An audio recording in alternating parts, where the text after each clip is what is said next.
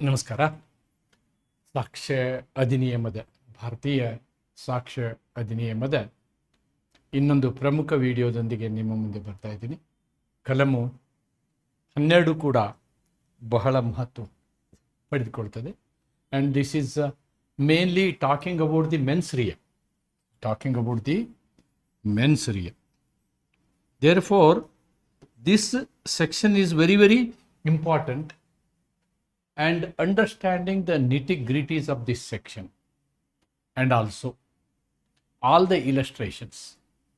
ನಾನು ಇವತ್ತು ನಿಮ್ಮ ಹಳೆಯ ಪ್ರಶ್ನೆ ಪತ್ರಿಕೆಗಳನ್ನು ನೋಡ್ತಾ ಇರುವಾಗ ನನಗೆ ಕಂಡು ಬಂದಂತಹ ಒಂದು ಪ್ರಮುಖ ಅಂಶ ಏನು ಅಂತಂದರೆ, ನಿಮಗೆ ಕೇಳುವಂತಹ ಪ್ರಾಬ್ಲಮ್ಗಳಿದಾವಲ್ಲ, ಎಲ್ಲ ಪ್ರಾಬ್ಲಮ್ಗಳನ್ನು ಈ ಸೆಕ್ಷನ್ಗಳ ಕೆಳಗೆ ಕೊಟ್ಟಂತಹ ದೃಷ್ಟಾಂತಗಳನ್ನು ಆಧರಿಸಿ ನಿಮಗೆ ಸಮಸ್ಯೆಗಳನ್ನು ಕೇಳಿರುವುದನ್ನು ನಾನು ನೋಡಿದ್ದೀನಿ. ಆದ್ದರಿಂದ ಇದು ಬಹಳ ಮಹತ್ವವನ್ನು ಪಡ್ಕೊಳ್ತದೆ.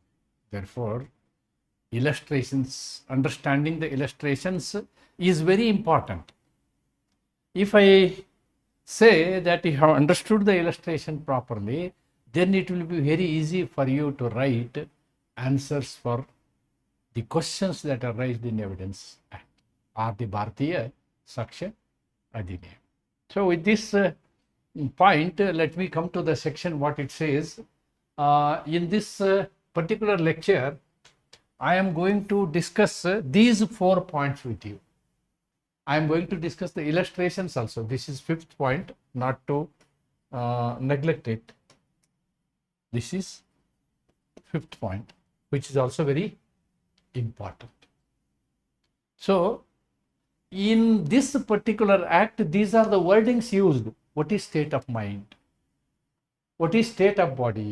Bodily feeling? Specific evidence, not general thing. Then, what is the impact of the previous conviction? ಅನ್ನೋದನ್ನು ಅಂದರೆ ಮನಸ್ಥಿತಿ ಹೇಗಿರ್ತದೆ, ಮನಸ್ಥಿತಿ ಅಂದ್ರೇನು, ಅದು ಯಾವ ರೀತಿ ನಾವು ಅದನ್ನು ಒಂದು ಸಾಕ್ಷ್ಯವಾಗಿ ತೆಗೆದುಕೊಳ್ಬೇಕು. ದೇಹದ ಸ್ಥಿತಿ ಅಥವಾ ದೈಹಿಕ ಭಾವನೆಗಳನ್ನು, ಆಮೇಲೆ ನಿರ್ದಿಷ್ಟ ತಥ್ಯಗಳನ್ನು ಮಾತ್ರ ನಾವೇನು ಮಾಡ್ತೀವಿ, ಈ ಒಂದು ಸೆಕ್ಷನ್ 12 ಸಾಕ್ಷ್ಯವಾಗಿ ತಗೊಳ್ತೀವಿ. ಜನರಲ್ ವಿಷಯನ ತಗೊಳ್ಳಲ್ಲ. General feeling, general mental feeling is of no use here at all. Evidence of previous convictions ಇದನ್ನು ತಗೊಳ್ತೀವಿ. ಇದಕ್ಕೆ ಸಂಬಂಧಪಟ್ಟಂತೆ ಕೆಲವೊಂದು 2-3 ಕೇಸ್ ಲಾಗಳನ್ನು ನಾನು ನಿಮ್ಮ ಮುಂದೆ ತರ್ತಾ ಇದ್ದೀನಿ. That is what is my objective of today's class. Now first let us C the section, what the section says. Exactly ಭಾರತೀಯ ಸಾಕ್ಷ್ಯ ನಿಯಮದಲ್ಲಿರ್ತಕ್ಕಂತಹ ಕಲಮು 12 ಏನು ಹೇಳುತ್ತೆ ಅನ್ನೋದನ್ನು ನಾನಿಲ್ಲಿ ಬೋರ್ಡ್ ಮೇಲೆ ಬರೆದಿದ್ದೀನಿ. Okay, the section is only this much, but very very very important section. ಬಹಳ ಮಹತ್ವದ ಸೆಕ್ಷನ್ ಇದು, ಎಸ್ಪೆಷಲಿ ಫಾರ್ ಕ್ರಿಮಿನಲ್ ಜ್ಯೂರಿಸ್ಪ್ರುಡೆನ್ಸ್. ನೀವು ಅಪರಾಧಿಕ ವಿಷಯದಲ್ಲಿ ಸಾಕ್ಷ್ಯಗಳನ್ನು ಕೊಡುವಲ್ಲಿ ಬಹಳ ಮಹತ್ವದ ಪಾತ್ರವನ್ನು ವಹಿಸುವಂತಹ ಒಂದು ಪ್ರಮುಖ ಕಲಮು ಇದು ಅಂತ ಹೇಳ್ಬೋದು. ಯಾಕೆ ಅಂತಂದರೆ, it also tells about the facts. ತಥ್ಯಗಳ ಬಗ್ಗೆ ಹೇಳುತ್ತೆ ಇದು. It is talking about the facts. ಎಂಥ facts? It must show the existence. ಅದು ಒಂದು ಅಸ್ತಿತ್ವವನ್ನು ತೋರಿಸಬೇಕು. ಯಾವುದರ ಅಸ್ತಿತ್ವ? Status of mind. ನೋಡಿ, ದಿಸ್ ಈಸ್ ವೆರಿ ಇಂಪಾರ್ಟೆಂಟ್.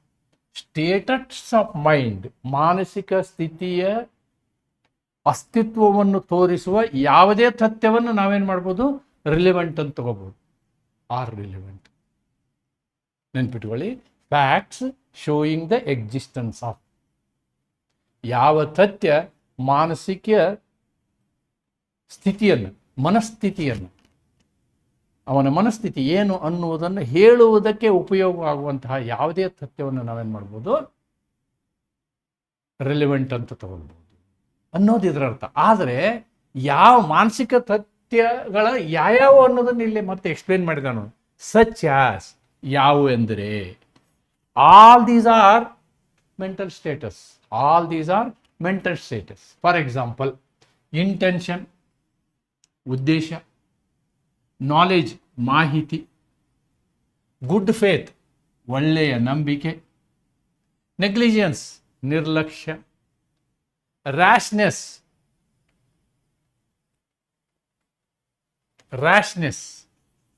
ಇಲ್ ವಿಲ್, ಕೆಟ್ಟ ಉದ್ದೇಶ. ಗುಡ್ ವಿಲ್, ಒಳ್ಳೆಯ ಉದ್ದೇಶ. ಇವೆಲ್ಲವುಗಳನ್ನು ನಾವು ಸ್ಟೇಟ್ ಆಫ್ ಮೈಂಡ್ ಅಂತ ಹೇಳ್ತೀವಿ. ಹೇಳ್ತೀವಿ. ಸೊ ಇವುಗಳೆಲ್ಲವನ್ನೂ ನಾವೇನು ಮಾಡ್ತೀವಿ, ಈ ರೀತಿಯಾದಂತಹ ಸ್ಟೇಟ್ ಆಫ್ ಮೈಂಡ್, ಈ ಎಲ್ಲ ಅಂಶಗಳನ್ನು ತೋರಿಸುವ ಯಾವುದೇ ತಥ್ಯವಿದ್ರೆ ಅದನ್ನು ನಾವು ರಿಲೆವೆಂಟ್ ಅಂತ ತಗೊಳ್ತೀವಿ. Will take them as relevant. ಆದರೆ ಹೆಂಗಿರ್ಬೇಕು ಆ ತಥ್ಯಗಳು? ಜನರಲ್ ಆಗಿರಬಾರ್ದು. They should not be in general nature. They should be pointing to a particular person, towards any particular person. ನೀವು ಕೊಡುವಂತಹ ತಥ್ಯ ಆ ವ್ಯಕ್ತಿಯ ಮಾನಸಿಕ ಸ್ಥಿತಿಯನ್ನು ಹೇಳುವಂತಹದ್ದಿರಬೇಕು ಮತ್ತು ಆ ವ್ಯಕ್ತಿಗೆ ಸಂಬಂಧಿಸಿದ್ದಿರಬೇಕು. ಜನರಲ್ ಅಲ್ಲ, ಜನರಲ್ ಹೇಳುವಾಗಿಲ್ಲ. ಆ ವಿಷಯಕ್ಕೆ ಸಂಬಂಧಿಸಿದ್ದಿರಬೇಕು, ಜನರಲ್ ಅಲ್ಲ. That is the condition. This is first part of section 12. Now let us see second part of section 12, or, ಅಲ್ಲದೆ. ಏನು? Showing the existence of any state of body, ದೇಹದ ಸ್ಥಿತಿಗತಿ, ಒಂದು ವ್ಯಕ್ತಿಯ ದೇಹದ ಸ್ಥಿತಿಗತಿಯ ಬಗ್ಗೆ, ಅಥವಾ ಬಾಡಿಲಿ ಫೀಲಿಂಗ್, ಆ ಒಂದು ದೇಹದ ಅನುಭವದ ಬಗ್ಗೆ. ನೋವು, ತುಂಬ ನೋವು ಆಗ್ತಾ ಇದೆ, that is A bodily feeling. ಇವುಗಳ ಬಗ್ಗೆಯೂ ಕೂಡ ಅವು ರಿಲಿವೆಂಟ್ ಆಗ್ತವೆ. ಇವು ಯಾವಾಗ ರಿಲಿವೆಂಟ್ ಆಗ್ತವೆ? if the fact in issue itself is this. If the fact in issue is state of body or bodily feeling. ವಿವಾದಿತ ವಿಷಯ ಆ ವ್ಯಕ್ತಿಯ ದೈಹಿಕ ಸ್ಥಿತಿಯ ಬಗ್ಗೆ ಇದ್ದಾಗ, ಆ ವ್ಯಕ್ತಿಯ ಪರಿಸ್ಥಿತಿಯ ಬಗ್ಗೆ ಇದ್ದಾಗ, ಆವಾಗ ಕೂಡ ಅದು ರಿಲಿವೆಂಟ್ ಆಗುತ್ತೆ. Second part talks about fact in issue it self should be the bodily feeling R the state of body. State of body ಅಂದರೆ ಸತ್ತು ಹೋದ ದೇಹ. ಬಾಡಿಲಿ ಫೀಲಿಂಗ್ ಅಂದರೆ ನೋವಿನಿಂದ ಬಳಲುತ್ತಿರುವಂತಹ ಒಂದು ದೇಹ. ಇದಕ್ಕೆ ಸಂಬಂಧಿಸಿದಂತಹ ಸಾಕ್ಷ್ಯಗಳು straight away directly connected to the fact in issue are relevant ಅನ್ನುವುದನ್ನು ನಾವು ಸೆಕ್ಷನ್ 12 ನೋಡ್ತೀವಿ. ನೋಡಿ, ಯಾವುದೇ ಮನಸ್ಥಿತಿ, ಉದ್ದೇಶ, ಜ್ಞಾನ, ಸದುದ್ದೇಶ, ಸದ್ಭಾವನೆ, ನಿರ್ಲಕ್ಷ್ಯ, ಅಜಾಗರೂಕತೆ, ದುರುದ್ದೇಶ ಅಥವಾ ಯಾವುದೇ ನಿರ್ದಿಷ್ಟ ವ್ಯಕ್ತಿಯತ್ತ ಇರುವ ಸದ್ಭಾವನೆಯನ್ನು ಅಥವಾ ವೈರಾಗ್ಯ ಇರುವುದನ್ನು ತೋರಿಸುವ ತಥ್ಯಗಳು, ಅಥವಾ ದೇಹದ ಯಾವುದೇ ಸ್ಥಿತಿ ಅಥವಾ ದೈಹಿಕ ಭಾವನೆಗಳ ಅಸ್ತಿತ್ವವನ್ನು ತೋರಿಸುವಂತಹ, ಅವನ ಪರಿಸ್ಥಿತಿ ಹೆಂಗಿದೆ ಅನ್ನೋದನ್ನು ತೋರಿಸುವಂತಹ ತಥ್ಯಗಳು. ಇಂತಹ ಮನಸ್ಥಿತಿ ಅಥವಾ ದೇಹದ ಸ್ಥಿತಿ ಅಥವಾ ದೈಹಿಕ ಭಾವನೆಗಳಿಗೆ ಅಸ್ತಿತ್ವವೇ ವಿಚಾರದಲ್ಲಿರಲಿ ಅಥವಾ ಸಂಬಂಧಿತವಾಗಿರಲಿ, ವಿವಾದಿತ ವಿಷಯವೇ ಆಗಿರಲಿ ಅಥವಾ ಸಂಬಂಧಿತ ವಿಷಯವಾಗಿರಲಿ, ದ್ಯಾಟ್ ಬಿಕಮ್ಸ್ ರೆಲೆವೆಂಟ್ ಅಂತಕ್ಕಂಥದ್ದು ಈ ಸೆಕ್ಷನ್ ಅರ್ಥ. ಇದಕ್ಕೆ ಈ ಸೆಕ್ಷನ್ಗೆ 2 ವಿವರಣೆಗಳು ಬರ್ತವೆ. ವಿವರಣೆ 1 ಏನು ಹೇಳ್ತದೆ? ವಿವರಣೆ 1 ಅಂತ ಹೇಳಿ ನಾವು ನೋಡೋದಾದ್ರೆ, A fact relevant as showing the existence of a relevant state of mind. Relevant state of mind must show that the state of mind exists not generally but in reference to a particular person, a particular matter in question. A particular ಅಂದರೆ specific ಆಗಿರಬೇಕು, general ಇರಬಾರ್ದು ಅನ್ನೋದನ್ನು ಇದು ಹೇಳ್ತದೆ. A fact relevant as showing the existence of a state of mind must show that the state of mind exists not generally, but it is for a particular matter only. Particular person or particular matter, ಯಾವುದೇ ಒಂದು ನಿರ್ದಿಷ್ಟ ವಿಷಯಕ್ಕೆ ಸಂಬಂಧಿಸಿದಂತೆ ಆ ಒಂದು ಸಾಕ್ಷ್ಯ ಇರಬೇಕು. Explanation 2 ಏನು ಹೇಳುತ್ತೆ? Explanation 2 talks about conviction, previous conviction. This is very, very important. Normally, while adjudicating the criminal cases, till the case is proved, till the case is proved and he is found guilty, normally judge will not look at his history. That is the normal condition. ಆದರೆ ನೀವು ಆ ವ್ಯಕ್ತಿಯ ವಿಷಯದ ಮಾನಸಿಕ ಸ್ಥಿತಿಯ ಬಗ್ಗೆನೇ ನೀವು ನಿರ್ಧರಿಸುವಂತಹ ಪ್ರಸಂಗ ಇದ್ದಾಗ, ಅಂತಹ ಸಂದರ್ಭದಲ್ಲಿ ಹಿಂದಿನ ಶಿಕ್ಷೆಯನ್ನೂ ಕೂಡ, ಆಗಿದ ಶಿಕ್ಷೆ ಅಥವಾ ಹಿಂದಿನ ಅಪರಾಧ ಮತ್ತು ಅದಕ್ಕಾಗಿರುವ ಶಿಕ್ಷೆಯನ್ನೂ ಕೂಡ ಕನ್ಸಿಡರ್ ಮಾಡಬಹುದು ಅನ್ನೋದನ್ನು ಎಕ್ಸ್ಪ್ಲನೇಷನ್ 2 ಅಥವಾ ವಿವರಣೆ 2 ಹೇಳುತ್ತೆ. ವಿವರಣೆ 2 ಆ ಮಾತನ್ನು ಹೇಳುತ್ತೆ ನೋಡಿ. But where upon the trial of a person accused of an offense, the previous commission by the accused of an offense. ನೋಡಿ, ಹಿಂದೆ ಮಾಡಿದಂತಹ ಯಾವುದೇ ಒಂದು ಅಪರಾಧದ ವಿಷಯ ಸಂಬಂಧಿತವಾಗುತ್ತದೆ within the meaning of the section. The previous conviction of such person shall also be relevant. ಅವನು ಹಿಂದೆ ಮಾಡಿದ ಅಪರಾಧಗಳು, ಅಪರಾಧಕ್ಕೆ ಆದಂತಹ ಶಿಕ್ಷೆಗಳನ್ನು ಕೂಡ ನಾವೇನು ಮಾಡ್ತೀವಿ ಈ ಸಂದರ್ಭದಲ್ಲಿ. ಎಂತಹ ಸಂದರ್ಭ? The very peculiar situation is ultimately you are going to decide on the state of mind of that person. ಎಂಥ ವ್ಯಕ್ತಿಯವನು ಅನ್ನೋದ್ರ ಬಗ್ಗೆ ನಿರ್ಧಾರ ಮಾಡ್ತಾರೆ. ಅಂಥ ಸಂದರ್ಭದಲ್ಲಿ ನಾವು ಪ್ರೀವಿಯಸ್ ಅಕ್ಯೂಸಿಷನ್ನು ನೋಡ್ತೀವಿ, ಪ್ರೀವಿಯಸ್ ಕನ್ವಿಕ್ಷನ್ನು ನೋಡ್ತೀವಿ ಅಂತಕ್ಕಂಥದ್ದು ಎಕ್ಸ್ಪ್ಲನೇಷನ್ 2 ಅಥವಾ ವಿವರಣೆ 2 ಹೇಳುತ್ತೆ.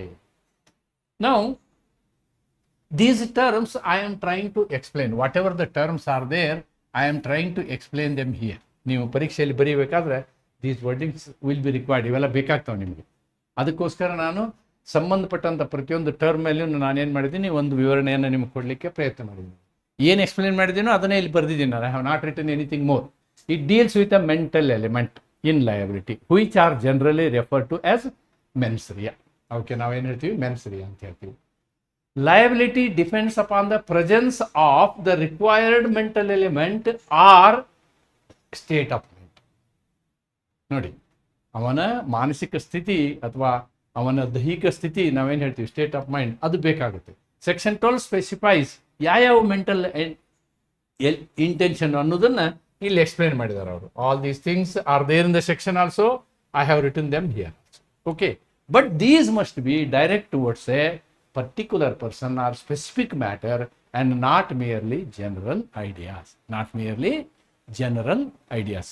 ಈ ಒಂದು ಮೆಂಟಲ್ ಸ್ಟೇಟಸ್ ಇದೆಯಲ್ಲ, ಸ್ಟೇಟ್ ಆಫ್ ಮೈಂಡ್ ಅಥವಾ ಅವನ ಮಾನಸಿಕ ಸ್ಥಿತಿ ಇದೆಯಲ್ಲ, ಆ ಪರ್ಟಿಕ್ಯುಲರ್ ವ್ಯಕ್ತಿಯ ವಿಷಯದಲ್ಲಿ ಇರಬೇಕು. ಅವನು ಜನರಲಿ ಥಿಂಕ್ ಮಾಡೋದ್ರ ಬಗ್ಗೆ ಇರಬಾರ್ದು. ಅದಕ್ಕೆ ಒಂದು ಕೇಸ್ ಲಾನ ನಾವು ನೋಡೋದಾದ್ರೆ, ಇಲ್ಲಿ ರಾಸನ್ ವರ್ಸಸ್ ಹಾಯ್ ಅಂತಕ್ಕಂಥ ಕೇಸ್ ಲಾನ ನಾವು ನೋಡೋದಾದ್ರೆ, ಇಲ್ಲಿ ಏನಾಗಿರುತ್ತೆ ಅಂತಂದ್ರೆ, ಒಬ್ಬ ವ್ಯಕ್ತಿ ಸಾಲ ಮಾಡಿರ್ತಾನೆ. ಸಾಲ ಮಾಡಿ ಸಾಲಗಾರರು ಸಾಲ ಕೇಳ್ತಾರೆ ಅಂದ್ಕೊಳ್ಳೇನೆ ಓಡಿ ಹೋಗ್ತಾನೆ. ಸಾಲಗಾರರು ಸಾಲ ಕೇಳ್ತಾರೆ ಅಂದ್ಕೊಳ್ಳೇನೆ ಓಡಿ ಹೋಗ್ತಾನೆ. ಓಡಿ ಹೋಗೋದಕ್ಕೆ 2 ಸಾಧ್ಯತೆ ಇರಬಹುದು. ಒಬ್ಬ ವ್ಯಕ್ತಿ a is a person who has taken loan, he runs away. ಯಾಕೆ? There may be 2 reasons. He may be having personal work or he want to fraudulently behave. ಆ ಸಾಲಗಾರರಿಗೆ ಮೋಸ ಮಾಡ್ಲಿಕ್ಕಾದ್ರೂ ಓಡಿ ಹೋಗಿರ್ಬೋದು, ಅಥವಾ ಅವನು ಏನೋ ಒಳ್ಳೆಯ ಉದ್ದೇಶದಿಂದ ಅರ್ಜೆಂಟ್ ಕೆಲಸದಿಂದಾನು ಹೋಗಿರ್ಬೋದು. ಇಲ್ಲಿ ಏನಾಗುತ್ತೆ ಅಂತಂದ್ರೆ, the question before the court was whether the debtor left the country in good faith or fraudulently. ಅವನು ಒಳ್ಳೆಯ ಉದ್ದೇಶದಿಂದ ಫಾರಿನ್ಗೆ ಹೋಗಿದ್ದಾನೋ, ಏನೋ ಕೆಲಸ ಇದೆ ಅಂತ ಹೋಗಿದ್ದಾನೋ, ಅಥವಾ ಇವರಿಗೆ ಮೋಸ ಮಾಡ್ಬೇಕಂತ ಹೋಗಿದ್ದಾನೋ with intention to hinder the creditors. ಸಾಲ ಕೊಟ್ಟಂಥವ್ರಿಗೆ ತೊಂದರೆ ಕೊಡೋಕ್ಕೆ, ಮೋಸ ಮಾಡೋಕ್ಕೆ ಹೋಗಿದ್ದಾನೋ ಅಂತಕ್ಕಂಥದ್ದು. That is the question before the court. ಇಲ್ಲಿ ಎವಿಡೆನ್ಸ್ ತರ್ತಾರೆ. The evidence will come here. ಏನು evidence? He has written some letter to somebody. ಇಲ್ಲ, ನಾನು ಯಾಕೆ ಕ್ಲೋಸ್ ಫ್ರೆಂಡ್ ನಾವು ಹೇಳ್ತೀವಿ, ನಾನು ಬರ್ತಿರ್ಲಿಲ್ಲ ಮಾರಾಯ, ಫಾರಿನ್ಗೆ ಹೋಗ್ತಿರ್ಲಿಲ್ಲ, ಸಾಲಗಾರ ಕಾಟ ಜಾಸ್ತಿ ಆಗ್ಬಿಡ್ತು, ಅದಕ್ಕೆ ನಾನು ಫಾರಿನಿಗೆ ಬಂದೀನಿ ಅಂತೇಳಿ ಒಂದು ಲೆಟರ್ ಬರೀತಾನೋ ಯಾರಿಗೆ? ಫ್ರೆಂಡ್ಗಳಿಗೆ. ಆ ದಾಖಲಾತಿ ಸಿಗುತ್ತೆ. ಇದೇನು ಹೇಳ್ತದೆ? ಅವನ ಮಾನಸಿಕ ಸ್ಥಿತಿಯನ್ನು ಹೇಳ್ತದೆ. ಅವನ ಮಾನಸಿಕ ಸ್ಥಿತಿ ಏನು? ಈ ಸಾಲಗಾರರಿಗೆ ಮೋಸ ಮಾಡುವುದು ಅವನ ಮಾನಸಿಕ ಸ್ಥಿತಿ. ನೋಡಿ, the letters written by him from abroad indicating such intention were held to be relevant. ಹಾಗಿದ್ದರಿಂದ ಆ ಪತ್ರವನ್ನು ನಾವೇನು ಮಾಡ್ತೀವಿ, ರಿಲಿವೆಂಟ್ ಫ್ಯಾಕ್ಟ್ ಅಂತ ತಗೊಳ್ತೀವಿ. It is taken as a relevant fact. ಯಾಕೆ ಅಂತಂದರೆ ಆ ಪತ್ರವನ್ನು ನಾವು ಓದಿದಾಗ ಈ ವ್ಯಕ್ತಿ ಓಡಿ ಹೋಗಿರುವುದು ಯಾವ ಮನಸ್ಥಿತಿಯಲ್ಲಿ, what is the state of mind, ಯಾವ ಮನಸ್ಥಿತಿಯಲ್ಲಿ ಅವನು ಓಡಿ ಹೋಗಿದ್ದಾನೆ ಅನ್ನೋದು ನಮಗೆ ಗೊತ್ತಾಗ್ತದೆ. Therefore mental state of mind is important in some cases where direct evidences are not there. We will take all these things into cognizance. ಅದನ್ನೇ ನಾನು ಕನ್ನಡದಲ್ಲಿ ಇಲ್ಲಿ ಬರ್ತೀನಿ. ಈ ಪ್ರಕರಣದಲ್ಲಿ ನ್ಯಾಯಾಲಯದ ಮುಂದೆ ಇರೋ ಪ್ರಶ್ನೆ ಎಂದರೆ, ಸಾಲಗಾರನು ದೇಶವನ್ನು ಸದ್ಭಾವದಿಂದ ಬಿಟ್ಟನೆ ಅಥವಾ ಸಾಲದಾರನು ತಪ್ಪಿಸಲು ವಂಚನೆಯ ಉದ್ದೇಶದಿಂದ ಬಿಟ್ಟನೆ ಎಂಬುದಾಗಿತ್ತು. ವಿದೇಶದಿಂದ ಅವನು ಬರೆದ ಪತ್ರಗಳು ಅವನ ಉದ್ದೇಶವನ್ನು ತೋರಿಸುತ್ತವೆ ಎಂದು ಪರಿಗಣಿಸಲ್ಪಟ್ಟವು ಮತ್ತು ಈ ಪತ್ರಗಳು ಅವನು ಓಡಿ ಹೋದ ಘಟನೆ ಜೊತೆಗೂಡಿ.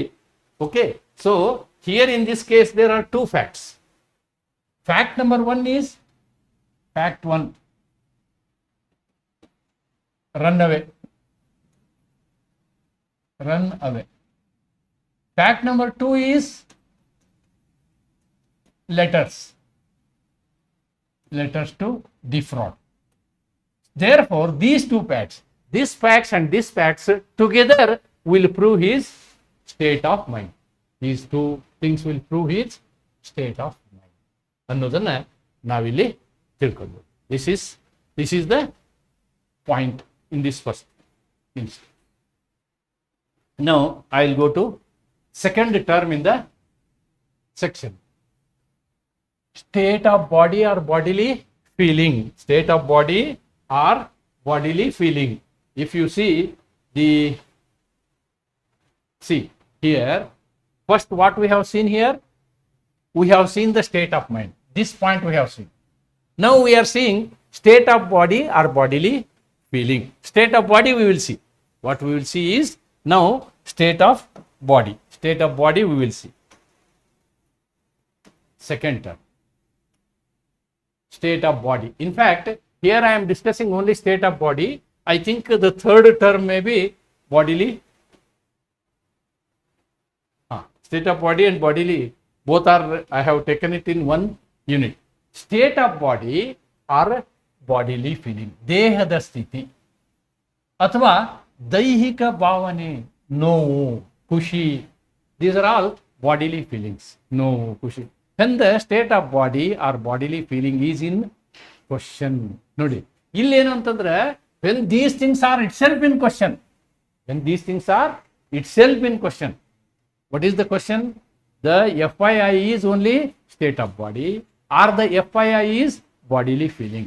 ಇದ್ದಾಗ the facts given to infer such condition. To infer such condition. ಇದರಲ್ಲಿ ಸೆಕೆಂಡ್ ನಲ್ಲಿ ನೀವು ಒಂದು ಡಿಫರೆನ್ಸ್ ಏನು ಕಾಣಬೇಕು ಅಂತಂದ್ರೆ, ಸ್ಟೇಟ್ ಆಫ್ ಬಾಡಿ ಆಗಲಿ ಬಾಡಿಲಿ ಫೀಲಿಂಗ್ ಆಗಲಿ, they are actually fact in issue. The either this or this, both are FII. Both are FII. They both are FII. That is very, very important. ಇವುಗಳನ್ನ ಖಚಿತಪಡಿಸಲು ಕೊಡುವಂತಹ ಸಾಕ್ಷ್ಯಗಳಿಲ್ಲ. ಇವುಗಳನ್ನ ಖಚಿತಪಡಿಸಲು ಕೊಡುವಂತಹ ಸಾಕ್ಷ್ಯಗಳನ್ನು ಇಲ್ಲಿ ಒಂದು ಕೇಸ್ ಲಾ ತಗೊಂಡಿದ್ದೆ ನಾನು. ಏನು?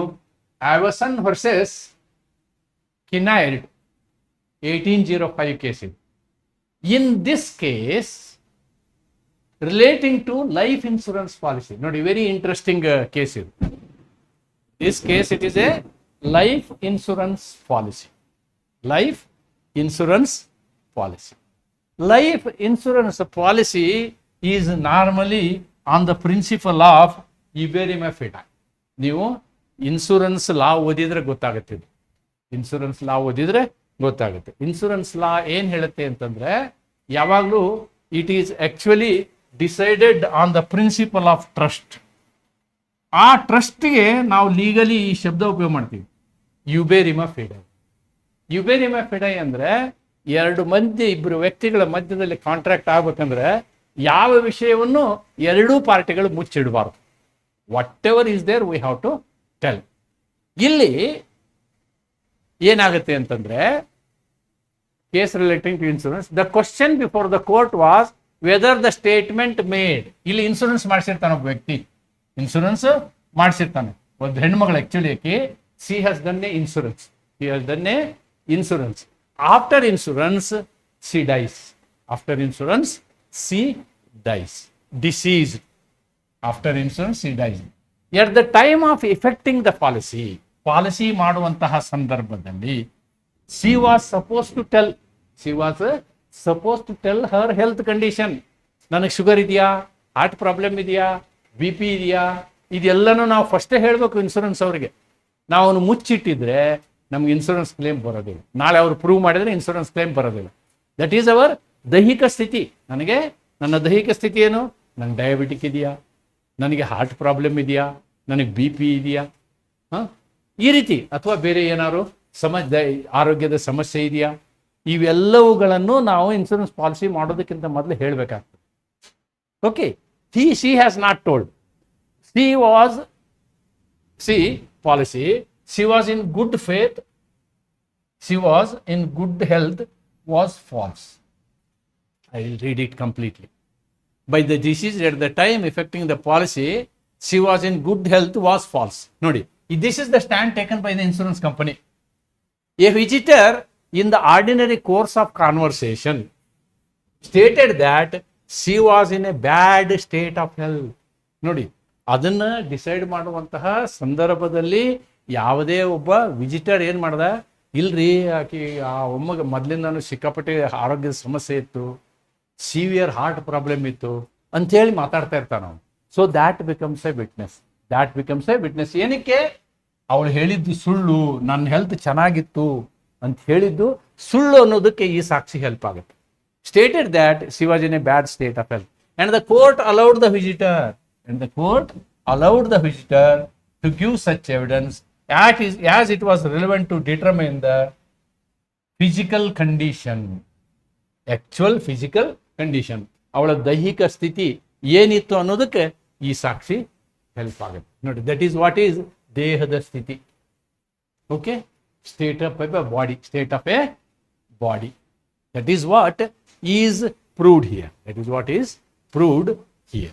Next, ಅದನ್ನೇ ಕನ್ನಡದಲ್ಲಿ ಬರೆದಿದ್ದೀನಿ. Evidence of specific facts not general. Especially section 12 ನೀವು ಎವಿಡೆನ್ಸ್ ಕೊಡಬೇಕಾದ್ರೆ ಯಾವುದೇ ಒಂದು ನಿರ್ದಿಷ್ಟ ವಿಷಯದ ಬಗ್ಗೆ ಹೇಳಬೇಕು, ನಿರ್ದಿಷ್ಟ ವ್ಯಕ್ತಿಯ ಬಗ್ಗೆ ಹೇಳಬೇಕು, ಬೇರೆದು ಅಲವಿಲ್ಲ. General feelings are not allowed. Okay, not general tendency. It means that the law considers, the section 12 considers only specific facts. Yantavu? They must be relating to state of mind. They must be relating to state of body. They must be relating to bodily feeling. ಈ ಮೂರು ವಿಷಯಕ್ಕೆ ಸಂಬಂಧಪಟ್ಟಿರಬೇಕದು. Relating to a particular act, intention, state of mind are relevant, and not a general tendency or disposition of a person. These things are explained in illustration NO and P. ಅಲ್ಲಿ ನಾನು ನಿಮಗೆ ವಿವರಣೆ ಅವನು discuss ಮಾಡುವಾಗ ಕೊಡ್ತೀನಿ ನಾನು. I will give you the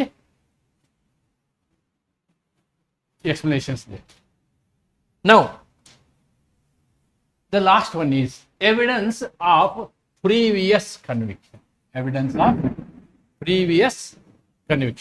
ಅಂದ್ರೆ ಹಿಂದಿನ ಶಿಕ್ಷೆಯನ್ನ ನಾವು ರಿಲಿವೆಂಟ್ ಫ್ಯಾಕ್ಟ್ ಅಂತ ತಗೋಬಹುದಾ? ಹಿಂದಿನ ಶಿಕ್ಷೆಯನ್ನ ನಾವು ರಿಲಿವೆಂಟ್ ಫ್ಯಾಕ್ಟ್ ಎಂದು ತೆಗೆದುಕೊಳ್ಳಬಹುದೇ ಅಂತಕ್ಕಂಥದ್ದು ಇಲ್ಲಿನ ವಿಷಯ. Generally evidence of previous conviction is excluded. ನಾ ಹೇಳಿದ್ನಲ್ವಾ, it will create a bias. It will create a bias. Therefore, normally it is not taken. One minute. ಒಂದನ್ನು ನೀವು ಜ್ಞಾಪಕದಲ್ಲಿ ಇಟ್ಕೋಬೇಕು. ಯಾವುದೇ ಸಂದರ್ಭದಲ್ಲಿಯೂ ಕೂಡ ಒಂದು ಕ್ರಿಮಿನಲ್ ಟ್ರಯಲ್ ನಡೀಬೇಕಾದ್ರೆ ಆ ಟ್ರಯಲ್ಗೆ ಸಂಬಂಧಿಸಿದ ವಿಷಯಗಳ ಮೇಲೆ ಮಾತ್ರ ಅಲ್ಲಿ ಜಡ್ಜ್ ಏನು ಮಾಡ್ತಾರೆ, ಒಂದು ನಿರ್ಧಾರಕ್ಕೆ ಬರ್ತಾರೆ. ಏನು ನಿರ್ಧಾರ? Whether he is a culprit or he is innocent. ಅವನು ಅಪರಾಧವನ್ನು ಎಸಗಿದ್ದಾನೆಯೇ ಅಥವಾ ಅವನು ನಿರ್ದೋಷಿಯೇ ಅನ್ನುವ ನಿರ್ಧಾರಕ್ಕೆ ಬರ್ತಾರೆ. ಆ ಸಂದರ್ಭದಲ್ಲಿ ಅವನು ಹಿಂದೆ ಮಾಡಿದಂತಹ ಯಾವುದೇ ಅಪರಾಧ ಶಿಕ್ಷೆಗಳ ಬಗ್ಗಿನ ವಿವರವನ್ನು ತೆಗೆದುಕೊಳ್ಳಬಾರದು. ತೆಗೆದುಕೊಂಡ್ರೆ ಏನಾಗುತ್ತೆ, ಈ ಒಂದು ವಿಷಯದ ಮೇಲೆ ಅವರು ನಿರ್ಧರಿಸುವುದರ ಮೇಲೆ ದುಷ್ಪರಿಣಾಮವನ್ನು ಅದು ಬೀರ್ಬೋದು ಅಂಥೇಳಿ. This is the general principle because it may prejudice a fair trial. ಅದನ್ನ ಹೇಳಿದೆ ನಾನು. It may prejudice a fair trial and create bias against the accuse. ಆಮೇಲೆ ಅವನ ವಿರುದ್ಧ, ಅಪರಾಧಿಯ ವಿರುದ್ಧ, ಆರೋಪಿಯ ವಿರುದ್ಧ ನಾವು ತಾರತಮ್ಯವನ್ನು ಮಾಡಿದಂಗೆ. ಆದರೆ when such evidence is necessary, ಒಮ್ಮೆ ಅನಿವಾರ್ಯ ಆಗುತ್ತದೆ. ಇಟ್ ಬಿಕಮ್ಸ್ ನೆಸೆಸರಿ, ಅನಿವಾರ್ಯ ಆಗುತ್ತೆ. ಏನಕ್ಕೆ? ಆ ವ್ಯಕ್ತಿಯ ಮೈಂಡ್ ಸೆಟ್ಟನ್ನು, ಮಾನಸಿಕ ಸ್ಥಿತಿಯನ್ನು ಸಾಬೀತುಪಡಿಸುವುದಕ್ಕೋಸ್ಕರ ನಾವು ಆ ಒಂದು ಹಿಂದಿನ ಹಿನ್ನೆಲೆಯನ್ನು ತೆಗೆದುಕೊಳ್ಳುವುದು ಅನಿವಾರ್ಯವಾಗುತ್ತದೆ. ಅಂಥ ಸಂದರ್ಭದಲ್ಲಿ ಮಾತ್ರ ಅದನ್ನು ಅಲೋ ಮಾಡ್ತಾರೆ. Okay, prove a particular state of mind or state of body relevant to the case, then it becomes admissible. ಅಂತ ಸಂದರ್ಭದಲ್ಲಿ ಮಾತ್ರ, ಇನ್ನೊಮ್ಮೆ ಹೇಳ್ತೇನೆ, ಸಾಮಾನ್ಯವಾಗಿ ಹಿಂದಿನ ಕ್ರಿಮಿನಲ್ ಕೇಸಿನ ಇತಿಹಾಸವನ್ನು ಇವತ್ತಿನ ಟ್ರಯಲ್ನಲ್ಲಿ ತಗೋಬಾರ್ದು. ಆದರೆ ಆ ವ್ಯಕ್ತಿಯ ಮಾನಸಿಕ ಸ್ಥಿತಿಯೇ ಒಂದು ವಿವಾದಿತ ಪ್ರಶ್ನೆ ಆದಾಗ, ಹೌದು ಅವನ ಮಾನಸಿಕ ಸ್ಥಿತಿ ಹೀಗಿತ್ತು ಅನ್ನೋದಕ್ಕೆ ಹಿಂದಿನ ಅವನ ಶಿಕ್ಷೆಗಳು ನಮಗೆ ಸಮಂಜಸ ಅನಿಸುವಂಥ ಸಂದರ್ಭದಲ್ಲಿ ನಾವೇನು ಮಾಡ್ತೀವಿ, ವಿಲ್ ಟೇಕ್ ದೆಮ್ ಅನ್ನೋದು ಇದರ ಅರ್ಥ. ನಾವು ಇದ್ರ ಮೇಲೆ ಒಂದು ಕೇಸ್ ಇದೆ, ಎಂಪರರ್ ವರ್ಸಸ್ ಆಲ್ಕೋಮಿಯಾ ಹುಸನ್ ಅಂತ. ಎಂಪರರ್ ವರ್ಸಸ್ ಆಲ್ಕೋಮಿಯಾ ಹುಸನ್. ಈ ಪ್ರಕರಣವನ್ನು ನೀವು ನೋಡಿದರೆ, in this case the accused was prosecuted for gambling. Gambling ಅಂದ್ರೆ ಗೊತ್ತಲ್ವ, ನೀವು ಲೈಸೆನ್ಸ್ ಇಲ್ಲದಲ್ಲೇ ಇಸ್ಪೇಟ್ ಆಟ ನಡೆಸೋದು. ಲೈಸೆನ್ಸ್ ಇಲ್ಲದೆ ಇಸ್ಪೇಟ್ ಆಟ ನಡೆಸೋದಕ್ಕೆ ನಾವೇನಂತೀವಿ, ಕಾರ್ಡ್ಸ್ ಆಡೋದನ್ನು ನಡೆಸೋದಕ್ಕೆ ಏನಂತೀವಿ, ಗ್ಯಾಂಬ್ಲಿಂಗ್ ಅಂತ. ಇವನು gambling is A crime. Gambling is a crime according to some law. All these are English cases. And why I am taking English cases also, there is a reason. Because our Evidence Act, BSA or Stephen's Law of Evidence, they are all based on such cases only. Illustration ಕೊಟ್ಟಿದಾರಲ್ಲ, ಎಲ್ಲ ಹೆಚ್ಚು ಕಮ್ಮಿ ಇಲಸ್ಟ್ರೇಷನ್ಗಳು ಈ ಹಿಂದಿನ ಇಂಗ್ಲೆಂಡಿನ common law ಪ್ರಿನ್ಸಿಪಲ್ನ ಪ್ರಕರಣಗಳನ್ನ ಆಧರಿಸನೆ ಮಾಡಿರೋದು. ಆದ್ದರಿಂದ ಅಂಥ ಕೇಸ್ಗಳನ್ನ ನಾನು ನಿಮ್ಮ ಮುಂದೆ ತರ್ತೀನಿ. ಓಕೆ, ಇವನು ಈ ರೀತಿ ಆಟ ಆಡಿಸೋ ಹೊತ್ತಿನಾಗ ಏನಾಗ್ತದೆ, ಗ್ಯಾಮ್ಲಿಂಗ್ ಮಾಡೋ ಹೊತ್ತಿನಾಗ there will be a raid ಆದಾಗ ಮನೆಗೆ ಬರ್ತಾರೆ, ನೋಡ್ತಾರೆ, ಅಲ್ಲಿ ಯಾವುದೇ ಇಸ್ಪೇಟ್ ಆಡುವಂಥದ್ದು ಕಾಣೋದಿಲ್ಲ, ಇಸ್ಪೇಟ್ ಆಡುವಂತಹ ಒಂದು ವಾತಾವರಣ ಇರೋದಿಲ್ಲ. ಅದರಲ್ಲಿ ಏನಾಗುತ್ತೆ ಅಂತಂದರೆ, ಆ ರೇಡ್ನಲ್ಲಿ ಅವರಿಗೆ ಏನು ಸಿಗ್ತವೆ, ಇಸ್ಪೇಟ್ ಕಾರ್ಡ್ಗಳು ಸಿಗ್ತವೆ, ದುಡ್ಡು ಸಿಗುತ್ತೆ, ಇಷ್ಟೇ ಸಿಗೋದು. See the evidence facts what they have got is, in the raid they have got cards, they have got money, ಇವೆರಡು ಸಿಗ್ತವೆ. ಇವನ್ನ ಅವರು ಸಾಕ್ಷ್ಯವಾಗಿ ತಗೊಳ್ತಾರೆ. The court admitted. ಆದ್ರೆ ಅದ್ರ ಜೊತೆಗೆ ಏನಾಗುತ್ತೆ ಅಂತಂದ್ರೆ, ಹಿಂದಿನ ಸಂದರ್ಭದಲ್ಲಿ ಇದೇ ರೀತಿ ಗ್ಯಾಂಬ್ಲಿಂಗ್ ಮಾಡಿದ್ದಕ್ಕೆ ಅವನಿಗೆ ಶಿಕ್ಷೆ ಆಗಿರುತ್ತೆ. ಹಿಂದೆ ಇದೇ ರೀತಿ ಏನು ಲೈಸೆನ್ಸ್ ಇರಲಾರ್ದೇ ಗ್ಯಾಂಬ್ಲಿಂಗ್ ನಡೆಸಿರೋದಕ್ಕೆ ಶಿಕ್ಷೆ ಆಗಿರುತ್ತೆ.